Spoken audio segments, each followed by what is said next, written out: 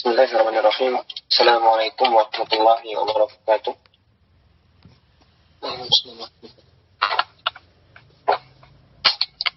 Alhamdulillahirabbil alamin. Wa bihi nasta'inu ala kulli umuri dunya waddin. Wassalatu wassalamu ala asyrafil anbiya'i wal mursalin wa ala alihi wa sahbihi ajma'in. Amma ba'd. Ikhwani fiddin wa akhwati fillah, rahimani wa rahimakumullah. Insyaallah pada malam hari ini kita akan melanjutkan kembali pelajaran kita membaca kitab Tuhfatul Bahiyah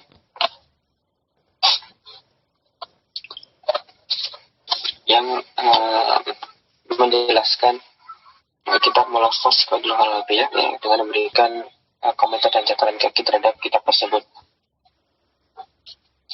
Nah, insyaallah pada malam hari ini kita akan memasuki pembahasan isim ya. Nanti diawali dari isim marfu, kemudian nanti ke mansub serta yang majrur. Baik, langsung saja kita masuk kepada pasal yang pertama dari juz 1 kitab Mulakhas ya, tentang isim mu'rab. Yang pertama, ya, pasal pertama yaitu tentang isim mu'rab. Ya, beliau di sini disebutkan kembali tentang definisinya, yaitu waladhi yataghayyaru syaklu akhirihi bitaghayyuri mawqi'ihi fil jumlah. Dia adalah isim, ya, isim mu'rab adalah isim yang mengalami perubahan keadaan akhir katanya. Apa penyebabnya? Disebabkan oleh perubahan atau perbedaan posisinya di dalam kalimat. Atau kalau kemarin pada pertemuan sebelumnya ada ibarah yang lain, yaitu perubahan di akhir kata karena dipengaruhi oleh amil. Ya, ma yataghayyaru akhiruhu bihasabil awamil. Ya. Atau kalau di kitab Jurumiyah disebutkan oleh pengarangnya takhyir fi akhir kalim likhtilafi awamilid dakhilati alaiha, ya, karena perbedaan atau perubahan amil yang masuk kepada kata yang mu'rab tersebut. Dan untuk isim yang mu'rab maka ada 3 bentuk perubahan. Ya. Yang qasimul ismul mu'rabu ila marfu'in, mansubin wa majrurin. Nanti ada istilah marfu' dan istilah mansub serta istilah majrur. Yang mana kita telah mengetahui ya pada pelajaran-pelajaran yang mungkin pernah kita pelajari sebelum belajar kitab ini, bahwasanya i'rab ada 4 macam. Ada rafa, nasab, jar atau khafad, serta ada jazam. Nah, isim mu'rab ini 4 macam perubahan. Ada 3 model perubahan yang berlaku. Nanti ada i'rab rafa, ada i'rab nasab, serta i'rab jar atau khafad. Kemudian sedangkan fi'il, ya, meskipun di asalnya mabni, ada sebagian fi'il yang mu'rab. Nah, di antaranya adalah kebanyakan keadaan fi'il mudhari. Nanti fi'il mudhari juga mengambil 3 saja dari 4 macam model i'rab. Ada rafa, ada nasab, serta ada jazam, ya, tidak ada jar. Jadi jar itu khusus untuk isim, sedangkan jazam khusus untuk fi'il. Adapun harfun, maka semuanya itu termasuk kata yang mabni. Nah, kita masuk kepada pembahasan isim mu'rab yang pertama, yaitu isim marfu. Al-ismul marfu, ya, isim marfu. Yang pertama, awalan alamatu raf'il ismi. Dia membahas mengenai tanda-tanda rafa'nya isim. Ya, tanda di mana kita mengetahui bahwasannya isim tersebut marfu atau mengalami i'rab rafa. Dan nanti tanda-tanda rafa'nya isim, beliau nanti akan menyebutkan ada 3 macam tanda rafa. Ya, ada 3 yang beliau sebutkan. Nah, ingat ini kita membahas isim. Yang pertama adalah ad-dhammah. Ya, tanda rofa pertama adalah harokat dhammah. Harokat dhammah ini berlaku untuk fil mufradi.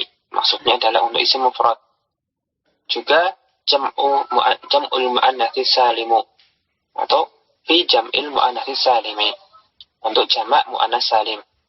Kemudian yang terakhir berlaku juga untuk jam'it taksir. Ada 3 macam kata atau jenis isim yang tanda rofanya dengan dhammah, yang mufrad, jamak muannas salim serta jamak taksir. Nanti jamak taksir ini dia tanda i'rabnya nanti serupa dengan isim mufrad. Nah, dia ini seperti kata yang baru ya, mirip-mirip isim mufrad, meskipun maknanya jamak. Contoh untuk isim-isim ini diantaranya ketika mereka rofa adalah najat thalibu. Ya, pelajar tersebut lulus atau berhasil.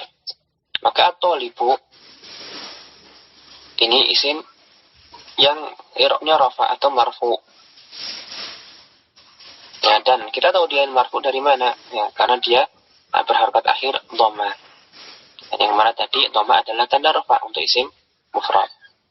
Nah, kalau kita mau i'rab kalimat tersebut ya, maka najaha adalah fi'il madhi mabni 'alal fathi. Kemudian dia beramal atau adalah amil bagi kata at-talib. Karena fi'il ini merupakan yang menuntut adanya fa'il atau subjek. Ya, sebuah pekerjaan tentunya ada subjeknya. Nah, subjek ini dalam bahasa Arab disebut fa'il. Dan fa'il ketentuannya itu i'rabnya rafa. Maka thalibu fa'ilun marfu'un wa 'alamatu raf'ihi at-dhammatu dhahiratu 'ala akhirih. Nah, kenapa? Nah, li'annahu ismun mufradun sahihul akhir. Nah, contoh kedua hadaratil mudarrisatu. Ya, para ustazah, para pengajar perempuan telah hadir. Ya, al-mudarrisatu ini adalah fa'il dari fi'il hadarat. Ya, marfu, tanda rafa'nya at-dhamma adh-dhahirah 'alal akhir. Nah, kenapa demikian? Kita tahu dia adalah isim yang marfu, ya karena tandanya dhammah. Nah, dia adalah isim jamak muannas salim, mana akhirnya dhammah, maka dia adalah kata yang marfu atau i'rabnya rafa. Contoh yang ketiga, qama rijal. Qama ar-rijalu. Ya, ar-rijalu ya, fa'il juga dari fi'il qama. Nah, maka hukumnya dia rafa ya, dia marfu. Tanda rafa'nya dhammah dhahirah 'alal akhir. Kenapa? Kita tahu dia adalah fa'il karena dia harokat akhirnya dhammah, di mana jamak taksir itu tanda rafa'nya dengan dhammah. Naam. Kemudian masih merupakan tanda rafa'nya isim ya al-alamah ats-tsaniyah al-alifu. Ya, tanda yang kedua adalah alif. Alif ini fil musanna ya, berlaku sebagai tanda i'rabnya isim musanna. Catatan kata beliau, hadil alifu laisat juz'an minal ismi. Alif ini sebenarnya bukanlah termasuk bagian dari isim tersebut. Ya, bukan bagian dari isim, akan tetapi innama tuzadu ilal ismil mufradi lidalalati ala tasniyah. Ya, alif ini adalah alif tambahan. Ia ditambahkan setelah atau ditambahkan di akhir isim mufrad. Ya, lidalalati ala tasniyah, untuk menunjukkan maknanya sudah tidak mufrad lagi. Nah, tapi maknanya adalah dua. Ya, alifnya pada isim musanna itu adalah alif tambahan yang ditambahkan di akhir isim mufradnya. Ya, sehingga maknanya tidak lagi menunjukkan makna tunggal, tetapi menjadi makna ganda atau dua. Kemudian wa ka'alamatin li raf'il ismi. Nah, sekaligus alif tadi menjadi tanda untuk rafa'nya isim tersebut. Nah, sudah tidak pakai dhammah lagi. Setelah ditambahkan alif, kemudian makna menjadi dua sebagai isim musanna, maka tanda rafa'nya bukanlah dhammah kembali, tetapi menjadi alif itu sendiri sebagai tanda rafa'nya. Tidak pula nun di akhir isim musanna, karena nun di akhir isim musanna itu adalah nun yang juga tambahan, ya ditambahkan di akhir isim mufrad juga. Nah, nun ini adalah pengganti tanwin dari isim mufrad yang sebelumnya bertanwin. Nah, contohnya untuk isim yang memiliki tanda i'rab alif, seperti najahat talibani. Ini untuk contoh isim musanna yang mudzakkar. Najahat talibani. At-talibani fa'ilun, dan fa'il itu marfu. Ya. Dari mana? Ya, karena dia menggunakan alif ya, di akhir kata tersebut. Ya, at-talibani fa'ilun marfu'un wa alamatu raf'ihi ad-dhammatu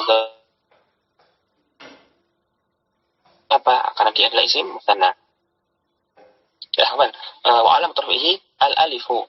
Ya. Wa alamatu raf'ihi al-alifu li'annahu musannan. Kemudian contoh kedua, at-ta'iratani 'aliyatan.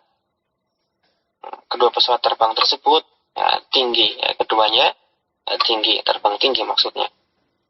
Nah, at-ta'iratani, kalian bukan fa'il tapi isim di awal, mubtada'un marfu. Tanda rafa'nya al-alif karena dia isim musanna. Demikian pula 'aliyatani, dia khabar marfu. Marfu'nya dengan tanda alif pula karena dia adalah isim musanna. Ya, sahal insyaallah. Ya, alif adalah tanda rafa' untuk isim musanna. Kemudian tanda rafa' yang ketiga, at-talifah al-wawu. Al-wawu fi jam'il mudzakkar salimi wal asma'il khamsah. Al-wawu adalah tanda rafa' bagi isim jamak mudzakkar salim serta apa yang disebut al-asma' al-khamsah. Kemudian beliau sebutkan maksud dari al-asma' al-khamsah, yaitu adalah kata akun, hamun, fu, serta zu. Tapi yang harus kita perhatikan, ini hanya untuk pendekatan saja. Karena sebenarnya kata abun, akhun, hamun, ini bukanlah termasuk al-asma' al-khamsah. Bukan. Abun ini isim mufrad. Ja'a abun. Atau ra'aitu aban, marotu bi abin. Yang kata abun ini termasuk isim mufrad. Marfu' dengan dhamma, mansub dengan fathah, majrur dengan kasrah. Dengan pula kasusnya pada akhun serta hamun.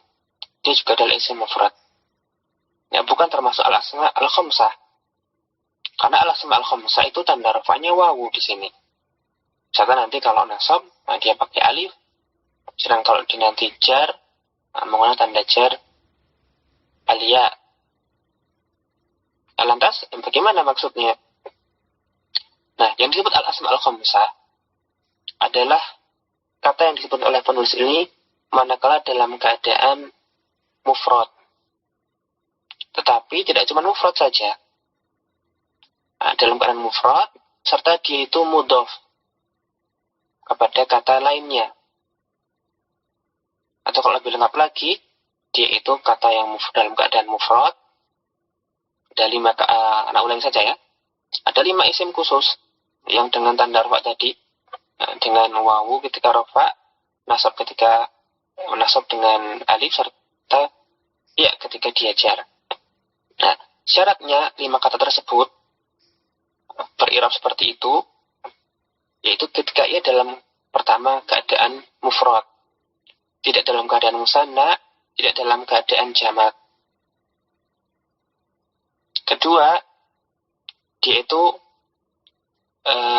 mukabbar atau tidak ditasghir. Atau kalau ini belum dipahami, belum pernah belajar, ya yang kedua ini kita abaikan dulu, nggak apa-apa. Yang pertama tadi mufrad. Kemudian setelah itu dia itu dalam keadaan mudhof. Ya, kata ini mufrad dan dia mudhof kepada isim yang lain. Nah, syarat berikutnya, dia itu mudhofnya bukan kepada ya mutakalim.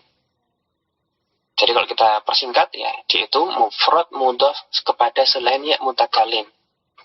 Ya, jadi ada 5 kata yang mana kalau dia itu dalam keadaan mufrad dan mudhof kepada selain ya mutakalim, maka berirab rafa dengan wawu, nasab dengan alif, jar dengan ya. Nah, misalnya kata abun ini, nah, kalau dua ayah, abawani, kalau nanti jamak, abaun. Atau akhun juga sama nanti. Kalau dua, akhwani. Kalau nanti jamak, nanti diantaranya ikhwah atau ikhwan. Nah, kalau dia itu musanna atau jamak, maka jelas tidak mungkin kata ayah di situ atau kata saudara laki-laki adalah asma khamsah, harus mufrad, akun atau akhun. Syarat kedua apa tadi? Mudhaf. Kalau dia tidak mudhaf seperti di sini, dia kata akun dan akhun mufrad, tetapi tidak mudhaf, maka dia bukanlah asma khamsah. Ya, harus mudhaf. Misalnya mudhaf kepada kata Zaid misalnya. Bapaknya Zaid. Nah, ketika dia itu mufrad, mudhaf, dan mudhafnya bukan kepada yang mutakallim, maka barulah dia itu al-asma al-khamsah. Maka jadilah Abu Zaidin. Nah, kata Abu, dari kata abun tadi, setelah dia mudhaf kepada Zaid, maka dibaca Abu Zaidin. Muncul wawunya. Wawunya ini, nah dalam hal ini adalah tanda rafa'nya al-asma al-khamsah. Ya, Abu di situ barulah menjadi al-asma al-khamsah. Atau abuka yang mudhaf kepada dhamir. Boleh mau dhahir mau dhamir, yang penting dia mufrad mudhaf dan mudhafnya tidak kepada yang mutakallim. Nah, ketika itu 5 kata ini, maka dia adalah al-asma al-khamsah. Tanda rafa'nya dengan wawu. Yang nanti untuk abun, akhun, hamun. Adapun untuk kata fu juga sama. Dia aslinya fuhun. Ya, artinya mulut. Ya, akun ayah, akun saudara laki-laki. Hamun ini kerabat laki-laki dari pasangan. Yang bisa ipar atau ayah mertua. Kemudian fu ini asalnya fuhun. Nanti ketika dia itu mufrad, mudhaf kepada selain yang mutakallim, nah, jadi al-asma al-khamsah. Jadi fu. Misalnya mulutnya Zaid, fu Zaidin. Adapun kata zu, ketika dia adalah al-asma al-khamsah, adalah zu yang bermakna sahib, yang memiliki, yang punya, pemilik. Nah, kata zu ini senantiasa dalam keadaan mudhaf. Dan mudhafnya pun, nah, dia hanya mudhaf kepada isim dhahir. Ya, bukan kepada, tidak bisa mudhaf kepada dhamir. Hanya kepada isim dhahir. Dan yang lainnya bisa abuka, akhuka, hamuka, fuka. Kalau zu tidak bisa, dia hanya mudhaf kepada isim dhahir. Dan ini pun biasanya kepada isim zat, ya, kata jenis. Bukan kata sifat. Aslinya bukan kepada mushtaq. Ya, demikian sedikit penjelasan mengenai al-asma al-khamsah. Anak ulangi sedikit. Ya, ada 5 kata yang ber'irab tadi, rafa' dengan wawu, nasab dengan alif, jar dengan ya, yaitu dengan syarat, yaitu dalam keadaan mufrad, tidak ditasghir, dia itu mudhaf, dan mudhafnya tidak kepada yang mutakallim. Kalau dia mudhaf pada yang mutakallim, maka bukan al-asma al-khamsah. Nah, kembali ke kitab. Nah, kemudian beliau mengatakan wawul jam'i laisa juz'an minal ismi. Wawu, ya, pada jamak mudzakkar salim, bukanlah bagian dari asli dari isim tersebut. Ya, tetapi innama tuzadu ilal ismi al-mufrad. Tetapi dia adalah tambahan, ya, huruf tambahan yang ditambahkan kepada asal isim mufradnya. Ya, tujuannya lidalalati alal jam'i, ya, untuk menunjukkan bahwa dia adalah isim jama'i, jamak mudzakkar. Nah, sekaligus ka'alamati raf'in, sebagai tanda rafa'nya. Contoh kalimat untuk kata-kata yang memiliki tanda rafa' wawu, hadaral muhandisun, yang untuk jam'u mudzakkarin salimun. Amal muhandisun, fa'ilun marfu' wa alamatu raf'ihi al-wawu, li'annahu jam'u mudzakkarin salimun. Contoh kedua, ja'a akhuka. akhuka fa'ilun, ya, fa'il untuk fi'il ja'a marfu' wa alamatu raf'ihi al-wawu, ya, li'annahu min al-asma' al-khamsah.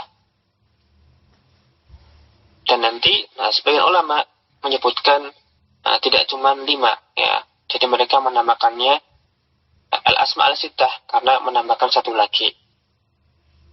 Ya, tapi di sini ya, cukup di masa ini pendapat yang masyhur, ya, al-asma' al-khamsah. Meskipun ada juga yang mengatakan as-sittah. Jadi ada hanuka nanti. Itu adalah 3 tanda rafa. Yang pertama dhamma, ini tanda asli, tanda asal. Kemudian ada alif dan wawu, ini adalah tanda turunan atau tanda cabang. Malkhudatun, catatan. Yang pertama, al-alif, tusammat dhammatu alamata raf'il asliyata. Ya, harakat dhamma atau dhamma disebut sebagai tanda rafa asli. Ya, kata al-asliyah itu adalah naat untuk kata alamah. Maka i'rabnya mengikuti alamah. Ya, dhamma adalah tanda rafa'nya, tanda rafa' yang asli. Ya, tanda asal. Sedangkan alif serta wawu, sama alif wal wawu alamatai raf'i al-far'iyatain. Ya, alif serta wawu itu adalah tanda rafa', tapi tanda cabang untuk rafa'. Ya, tanda turunan. Tanda aslinya dhamma, sedangkan alif serta wawu adalah tanda turunan. Ya, sempat tadi disinggung. Kemudian catatan yang kedua, al-ba, yurfa'ul ismul mu'talul akhiru bil alifi misal fata atau bil ya'i misal qadi bi dhammatin muqaddaratin ala akhirih. Isim yang merupakan isim mu'tal akhir, baik dia mu'tal akhirnya itu dengan alif seperti al-fata atau mu'talnya dengan mu'tal akhir ya seperti al-qadi, maka isim seperti ini dirofakkan dengan tanda dhammatin muqaddaratin, ya, dhammah muqaddarah, ya, dhammah muqaddarah ala akhirih, ya, di huruf terakhirnya. Ya, kalau mutal alif berarti alal alif, kalau mutal ya berarti alal ya. Contoh yang kita kenal ya dengan al-fatah ini isim maksur, al-qadi contoh untuk isim manqus. Nah, isim-isim yang mutal akhir dengan alif atau dengan ya, maka nanti tanda rafanya dengan dhammah muqaddarah di akhirnya. Ya, kapan kok muqaddarah? Ya, muqaddarah ini adalah dhammah yang tidak kelihatan atau hanya dhammah yang dikira-kira. Nah, tidak muncul dhammahnya. Nah, atau dengan kata lain, dhammahnya ini adalah dhammah yang implisit, nah, tidak eksplisit. Nah, dhammah yang tersirat, tidak tersurat. Nah, kenapa demikian? Ada beberapa alasan mengapa dhammahnya tidak muncul untuk kedua macam isim ini. Yang ini bisa kita lihat penjelasan dari pentaklik ya, pada catatan kakinya yang ketiga pada halaman ini. Pentaklik wa mithluhum al-mudhafu ila ya al-mutakallimi. Maksud beliau yang seperti tadi yang di atas, yang seperti isim mu'tal akhir dengan alif atau mu'tal akhir dengan ya adalah isim yang mu'tal kepada dhamir ya mutakallim. Itu nanti semisal, yaitu maksudnya tanda rafa'nya dhammah pula, tetapi sama-sama dhammah muqaddarah. Ya, dhammahnya tidak muncul. Misalnya seperti kata gulami, ya, ini adalah gulam, ya, anak kecil atau budak, ya, budak saya. Maka ini adalah kata yang mudah kepada yang mutakalim. Maka misalnya kalau kita mengatakan dalam sebuah kalimat ya 3 macam isim tadi, ya, al-fata, al-qadi serta gulami. Qamal fata wal qadi wa gulami. Ya, pemuda, sang hakim serta budak saya berdiri. Nah, kita pahami kata al-fata, ya, fa'ilun, maka dia marfu. Sedangkan al-qadi serta gulami, dia juga marfu keduanya. Dengan sebab, karena keduanya adalah ma'tuf bagi kata sebelumnya. Ya, ma'tuf kepada fa'il. Kalau fa'ilnya marfu, maka tentunya ma'tufnya juga hukumnya marfu. Nah, kalau kita i'rab maka nanti semuanya tadi, ya, kata al-fata, al-qadi, serta kata al-gulami marfu dengan tanda rafa'nya yaitu dhammah muqaddarah. Nah, kalau kita pandang, kita lihat secara makna, maka kita ketahui bahwasanya kata al-fata, al-qadi, serta al-gulami ini sebenarnya termasuk isim mufrad, ya. Al-fata itu isim mufrad, al-qadi itu isim mufrad, gulam juga di situ adalah isim yang mufrad. Karena maknanya adalah menunjukkan wahid atau wahidah. Ya, satu maknanya. Tidak dua, tidak lebih dari dua. Maka dia itu mufrad. Dan tadi kita telah pelajari, dhamma adalah tanda yang berlaku untuk isim mufrad. Maka harusnya kata-kata tadi itu bisa kita berikan dhamma ketika dia dalam keadaan rafa. Hanya saja dhammanya tidak bisa muncul. Lakin ad-dhammatu la tadharu fi awakhir hadhil kalimat. Dhammanya tidak bisa muncul pada akhir masing-masing kata tersebut. Ada beberapa alasan. Yang pertama, li ta'dzuriha fil fata. Yang untuk al-fata, dhamma tidak bisa muncul karena ta'dzur, karena tidak mungkin. Apanya yang tidak mungkin? Kita perhatikan kata al-fata, ini dia berakhiran huruf alif. Ya, mu'tal dengan alif. Yang mana, nah, itu senantiasa dalam keadaan dibaca sukun. Tidak bisa kita baca dengan harokat fathah, dhamma ataupun kasrah. Kalau ada yang tampak seperti alif, tapi kok bisa kita baca dengan memberi harokat kepadanya, a, i, u misalnya, maka ketahuilah bahwasanya ini bukan alif. Ini hamzah wasal. Ya, huruf hamzah yang dibaca di awal kalam, tetapi nanti tidak dibaca ketika itu di tengah kalam. Ya, kalau alif, maka nggak bisa dikasih harokat. Ya. Nah, ini namanya ta'adzur istilahnya. Nah, karena tidak mungkin dikasih harokat. Nah, padahal isim mufrad itu kan tanda rafanya dhammah. Nah, ketika kita mau meletakkan dhammah kepada kata yang berakhiran alif, isim maksur, maka tidak bisa, karena alif tidak menerima harokat. Oleh karena itu, pemberian harokat dhammahnya hanya secara implisit saja, ya, secara kira-kira saja, dianggap saja, ya, ditakdirkan, dianggap bahwasanya di situ ada dhammah. Nah, namanya dhammah muqaddarah. Ini untuk yang isim maksur atau yang mutal dengan alif. Mutal akhir dengan alif. Seperti al-fata, al-aso. Ini alasan yang pertama. Untuk isim maksur maka dia lita'adzur. Kemudian alasan yang lain yaitu untuk isim yang mu'tal ya, seperti al-qadi. Maka ini berbeda. Karena al-qadi berakhiran huruf ya. Yang mana yaitu bisa kita beri harokat. Bisa kita baca dengan harokat dhammah, misalnya yu'minu, atau misalnya dengan fathah yaqra'u, iyyaka na'budu, atau juga dengan kasrah min ayyi syai'in khalaqa. Ya, intinya ya bisa menerima harokat. Maka kenapa kok di sini dhammahnya tidak muncul? Padahal kita bisa baca al-qadi, kal-qadiyu misalnya, ya-nya bisa menerima harokat dhammah ketika dia marfu.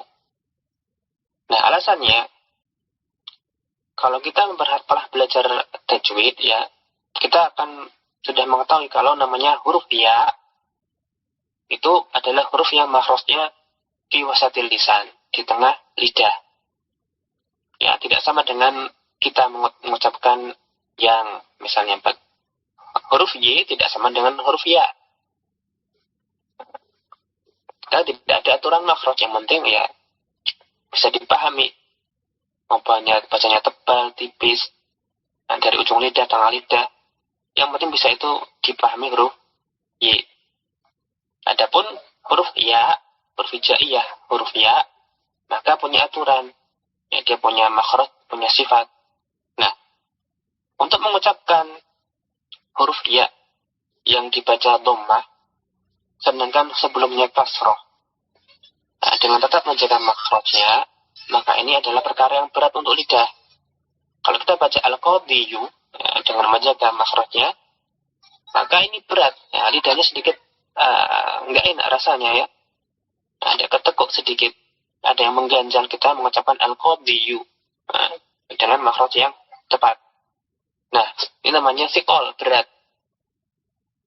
Ya, mengucapkan ya dhammah sedangkan sebelumnya kasroh itu berat, thiqal.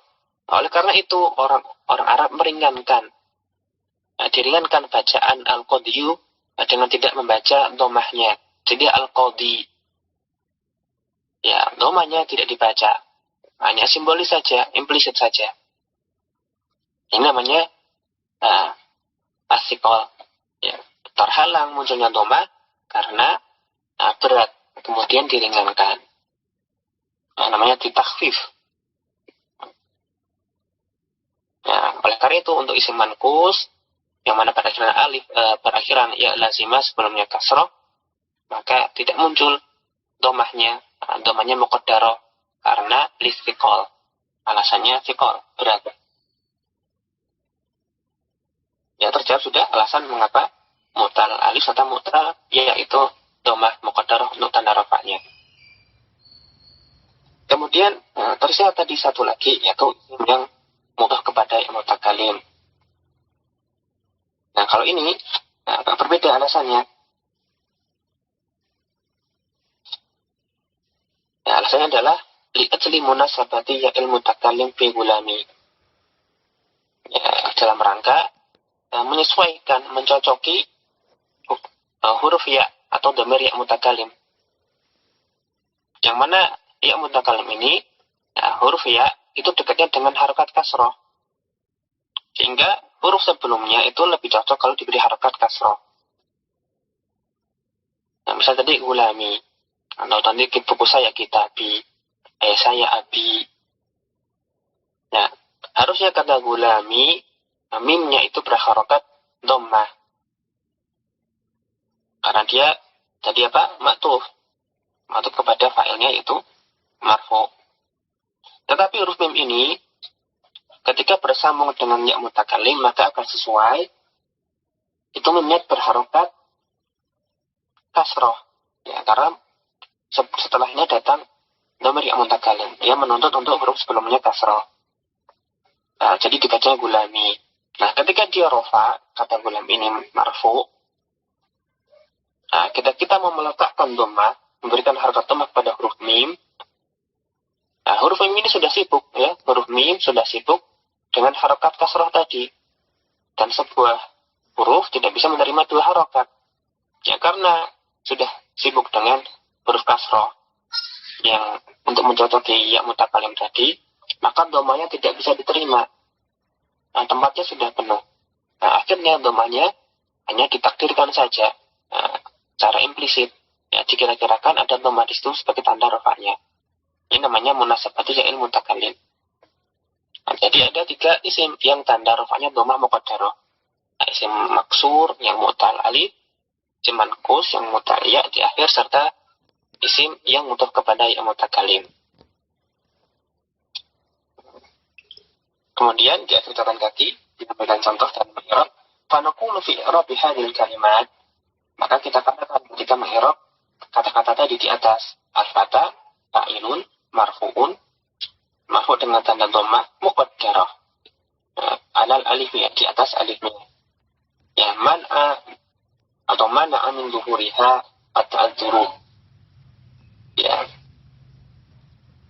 Munculnya dhammah ini terhalang. Ya, dihalangi oleh ta'adzurnya tidak bisa menerima harokat. Li'anna al-alifa la yakunu illa sakinan.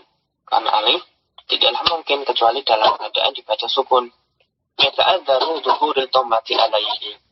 Maka terhalang munculnya dhammah kepadanya.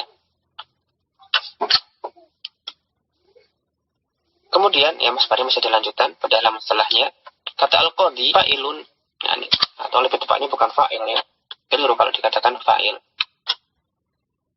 Karena kata al-qadhi bukan fa'il, tapi dia ma'tuf. Wawunya huruf ataf, al-qadhi adalah ma'tuf, marfu. Wa alamatu raf'ihi dhammah muqaddarah, ya bi dhammatin muqaddaratin. Alal ya'iha, di atas huruf ya. Mana amin zuhuriha at-thiqalu. Ya, disebutkan alasannya dhammah muqaddarah, yaitu karena ya, berat, ya, munculnya harakat dhammah itu ya, dihalangi oleh at-thiqal, ya, rasa berat. Ai-thiqalun nutqi, maksudnya berat dalam nutqi, dalam pengucapan bidhammati alal ya'i. Adapun kata gulami, ya, dia ma'tuf marfu bidhammatin muqaddaratin ala ma qabla ya'il mutakallimi. Ya, dhammah muqaddarah yang ada di atas huruf sebelum ya mutakallim, yaitu huruf mim. Ya, mana amin zuhuriha istighalul mahalli. Ya, harakat dhammah itu terhalang untuk muncul, tidak bisa muncul. Ya, dihalangi oleh istighalul mahal. Ya, sibuknya mahal, yaitu huruf mimnya. Ya, tempatnya untuk diletakkan harokat itu sudah sibuk. Biharokatil munasabah, dengan harokat yang sesuai dengan huruf ya-nya. Wahyal kas. Ya, li'anal kasrata hiyallati tunasibul ya. Karena yang namanya kasar itulah yang sesuai dengan huruf ya. Famtana al-dhuhuru dhammati ala akhiril ismi. Maka munculnya dhammah di akhir isim itu imtana'a, ya, terhalang. Ya, demikian catatan kaki. Intinya untuk isim yang mutal alif, mutal ya, serta isim yang mutal kepada yang mutakallim, itu tanda rafa'nya dengan dhammah muqaddarah. Nah, ada pertanyaan.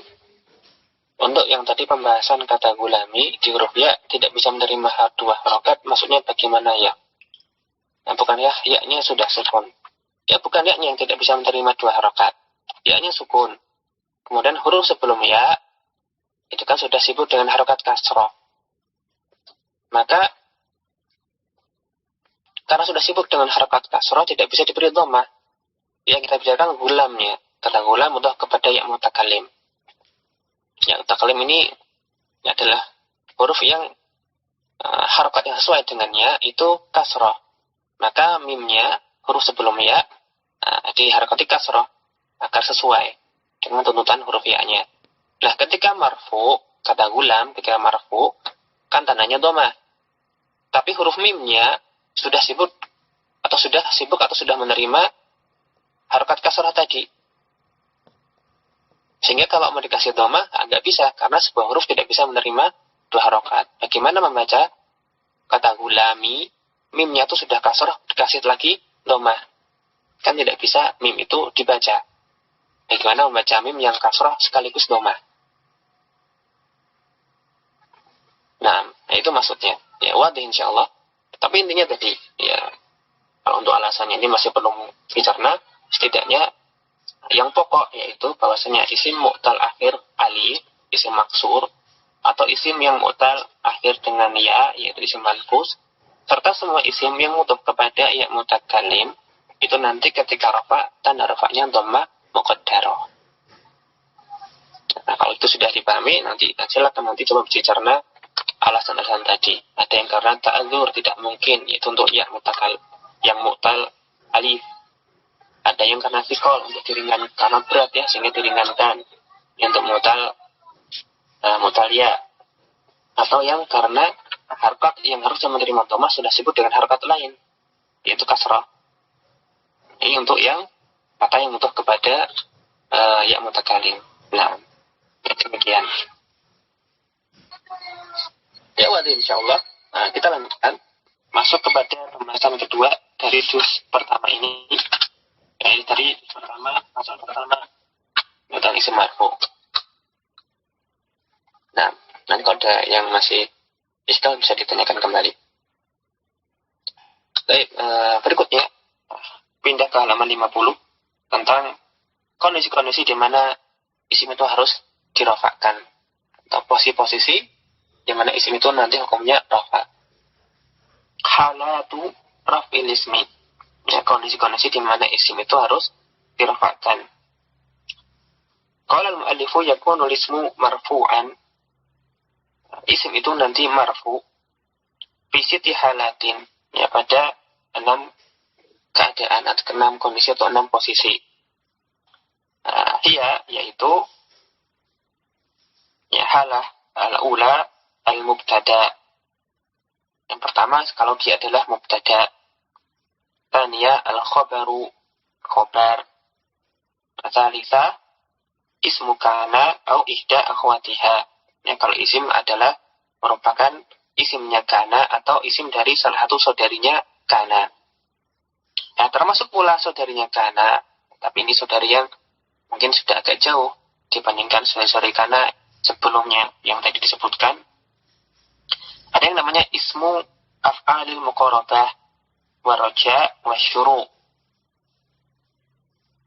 Ya, ini fi'il muqarabah, fi'il raja serta fi'il syuru' nanti dia masuk kategori saudarinya kana. Apa itu nanti ya pada babnya nanti. Yang jelas nanti kan kita pernah belajar ada kana, ada saudari-saudari kana. Nah, ada 12 ya. Nah, nanti ada lagi lain tambahan namanya af'al muqarabah, af'al roja serta af'al syuru'. Kemudian al-halah ar-rabi'ah, keadaan yang keempat, ya kalau dia adalah khabaru inna au ihda akhwatiha.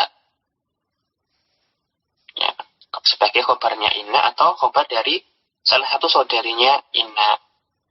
Kemudian yang kelima sebagai fa'il maka dia harus marfu, atau naibul fa'il dia juga harus marfu. Kadzalika yakunu al-ismu marfu'an, demikian pula isim itu nanti juga dirafa'kan idza kana tabi'an, jika dia adalah termasuk tabi'an lismin marfu'in. Ya, tapi untuk isim marfu. Ya, tawabi nanti masuk pada bab tawabi. Ya, jadi isim itu marfu kalau dia menjadi salah satu di antara 6 ini, atau kita tambahkan yang ketujuh, kalau dia termasuk tawabi. Ya, tawabi pengikut dari isim yang sama-sama marfu. Nah, insyaallah ini jelas ya, ada 6 plus 1 di mana isim itu marfu. Nah, keadaan yang pertama, bahwasanya isim itu harus dibaca rafa adalah sebagai mubtada. Apa itu mubtada?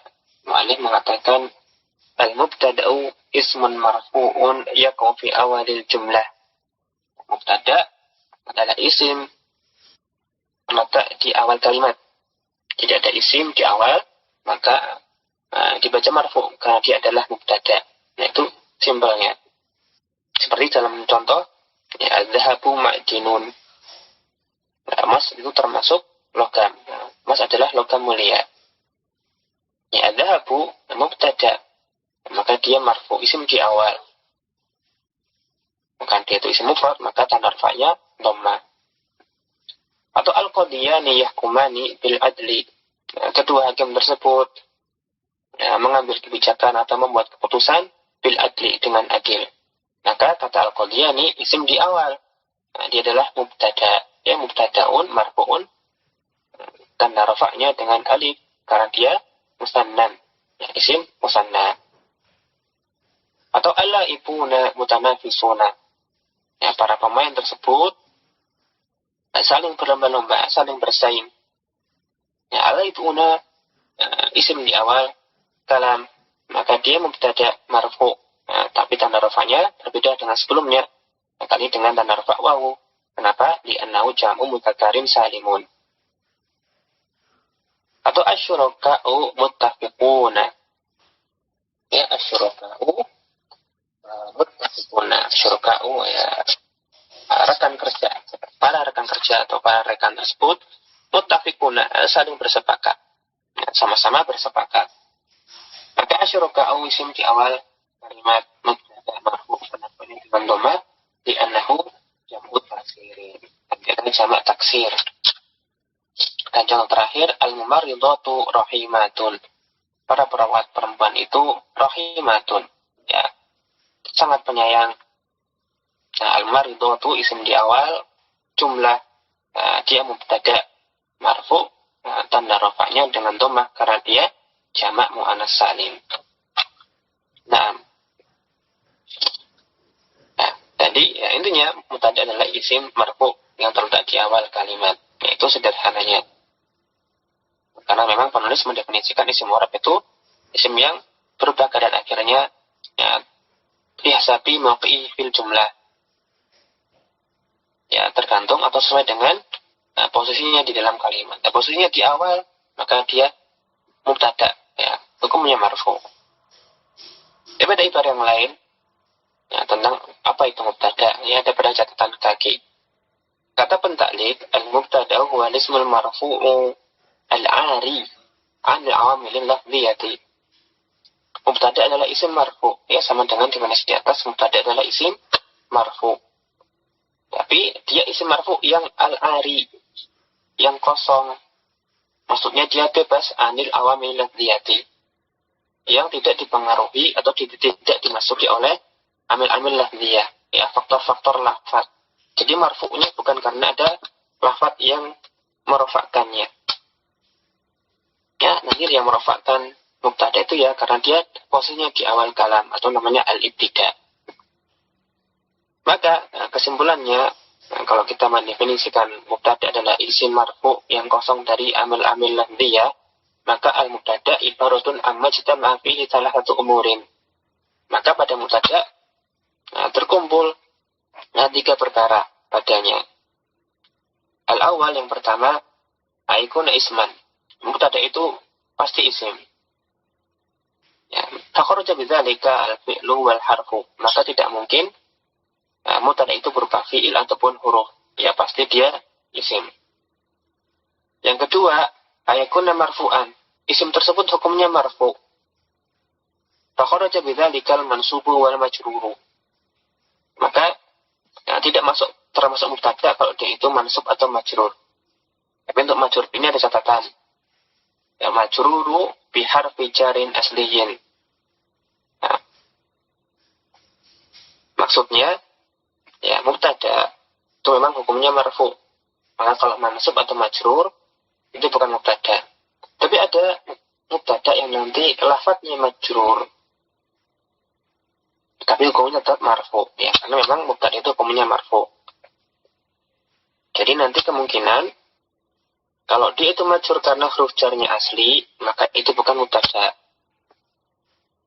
Tapi kalau dia adalah huruf jar tambahan, maka meskipun lafadznya majrur itu adalah mubtada. Itu nanti penjelasan lebih lanjut pada pembahasan huruf jar. Nanti ada huruf jar asli, ada yang ziyadah. Kalau sederhana, ya sudah hukum mubtada itu bagaimanapun keadaannya, dia marfu. Kalau dia hukumnya memang mansub atau majrur, bukan mubtada. Mubtada itu isim, hukumnya marfu. Kemudian yang ketiga, ya faedah tambahan untuk materi yang disampaikan oleh mu'allif. Pentaklid mengatakan yang ketiga, aikuna ariyan anil awamilil lafdhiyati. Yang namanya mubtada, dia itu pasti nanti kosong dari amil-amil lafdhiyah. Tidak ada faktor lafaz yang masuk kepadanya yang mempengaruhi i'rabnya mubtada. Wa ma'na hadza ayakuna khaliyan minal awamilil lafdhiyati. Ya sama pengertiannya. Maksudnya ariyan itu khaliyan ya kosong dari pengaruh lafaz amil-amil yang berupa lafaz.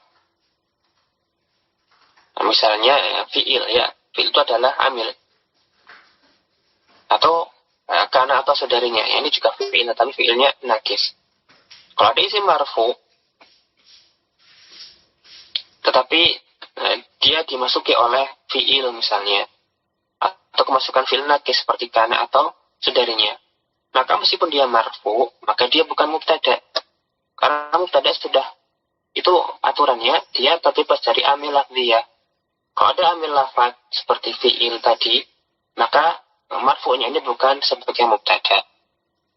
Ya, fa'innal ismal waqi'a ba'dal fi'li yakunu fa'ilan. Ya, karena isim yang terletak setelah fi'il itu adalah fa'il. Au na'iban anil fa'ili. Atau na'ibul fa'il. Kalau fi'ilnya majhul. Sedangkan al-ismul waqi'u ba'da kana au ihda akhwatiha. Isim yang terletak setelah kana atau saudarinya, yusama isma kana, namanya isim kana, bukan mubtada. La yusama mubtadaan. Jadi kalau misalnya tadi adzahabu ma'jinun, ini kan dia di awal kalam. Dan kata adzahabu, apa yang merofakkannya? Kan nggak ada. Kecuali dia sama-sama kata al-ibtida' ma'jinan. Maka kata adzahabu ini sudah dipengaruhi oleh amil berupa lafaz kana. Sedangkan mubtada tadi adalah isim marfu yang terbebas dari amil lafziyah. Jadi kalau ada amil lafziyah yang mempengaruhi isim ini, yang masuk kepada isim ini, maka isim marfu tersebut bukan mubtada. Ya, mubtada harus kosong dari amil-amil lafziyah.